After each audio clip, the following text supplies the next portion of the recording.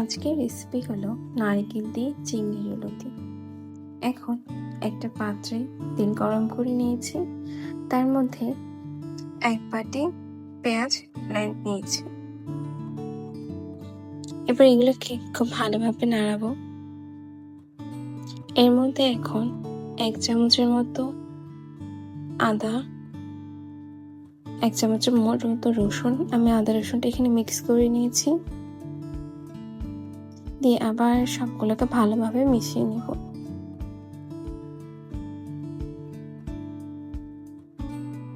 এখন এর মধ্যে 1 চামচ থেকে একটু কম হলুদ, 1 চামচের মতো মরিচ,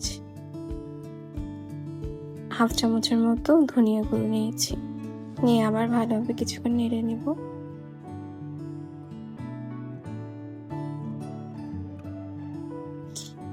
এখন এর মধ্যে আমি কিছুটা চিংড়ি নিয়েছি, চিংড়িগুলোর সাথে ভালোভাবে মিশিয়ে মশলাটাকে খুব অনেকক্ষণ কষাবো।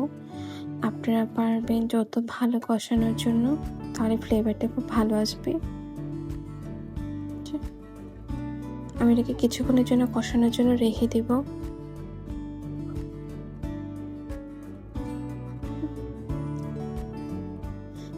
তিন মিনিট পর এর মধ্যে প্রায় 2 কাপের মতো আমি নারকেল আগে থেকে ব্লেন্ড করে রেখেছিলাম, সেটা দিয়ে নিলাম, দিয়ে আবার মশলার সাথে খুব ভালোভাবে কষিয়ে নেব। আজকের রেসিপিটা হচ্ছে নারকেলের পুরোটা।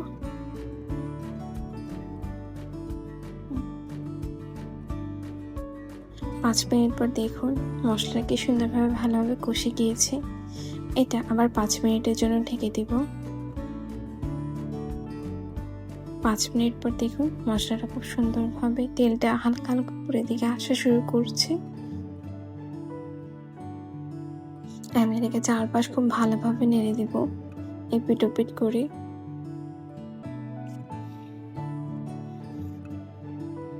এখন এর মধ্যে লতিগুলো নিয়ে নিব, লতিগুলো দিয়ে আবার চারপাশ করে ভালোভাবে নাড়বো। চারপাশে ছড়িয়ে ছিটিয়ে থাকাগুলো আস্তে আস্তে নিয়ে নাড়তে থাকবো।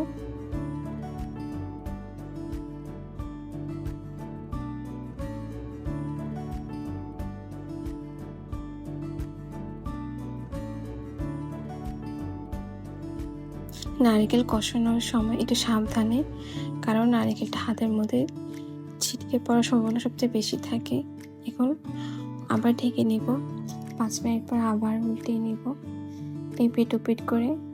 এখন এর মধ্যে সামান্য একটু সরিষার তেল দিয়ে নিব, শুধু গ্রানটা একটু বাড়ানোর জন্য। আপনারা চাইলে দিতেও পারেন, নাও দিতে পারেন, বাট সরিষার তেলটা দিলে খুব ভালো একটা গ্রান আসে। এখন আবার সুন্দরভাবে নাড়িয়ে নিব।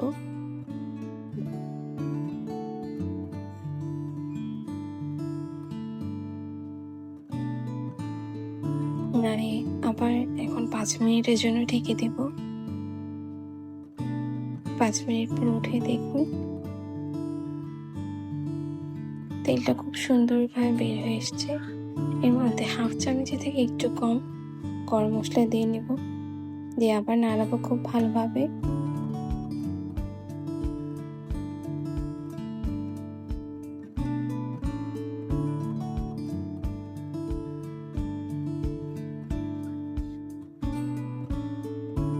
এবার আবার 5 মিনিটের জন্য ঢেকে দেব। 5 মিনিটে আমাদের হয়ে গেল।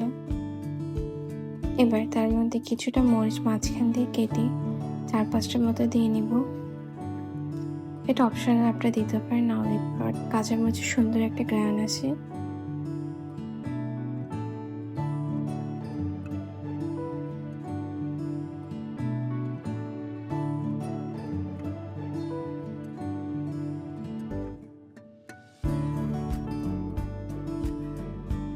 এবার সবগুলোকে আস্তে 2 পাশ করে নিয়ে মাঝখানে গোল করে দিব। 5 মিনিটের জন্য ঢেকে দিলাম। 5 মিনিট পরে আমাদের সুন্দরভাবে রান্নাটা হয়ে গেল। তার উপর সামান্য ধনিয়া কুচি দিয়ে নেব, ধনিয়া কুচি দিয়ে আরেকটু নেড়ে দেব।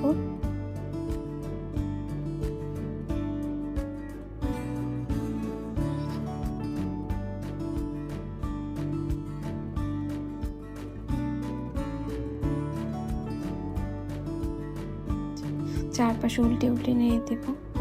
এখন দেখুন লতিটা কি পরিমাণ সুন্দর নরম হয়ে গিয়েছে। এটাকে আবার 5 মিনিটের জন্য ঢেকে নেব। 5 মিনিট পরে হয়ে গেলে আমাদের সুন্দর নারকেল দিয়ে চিংড়ির লতি।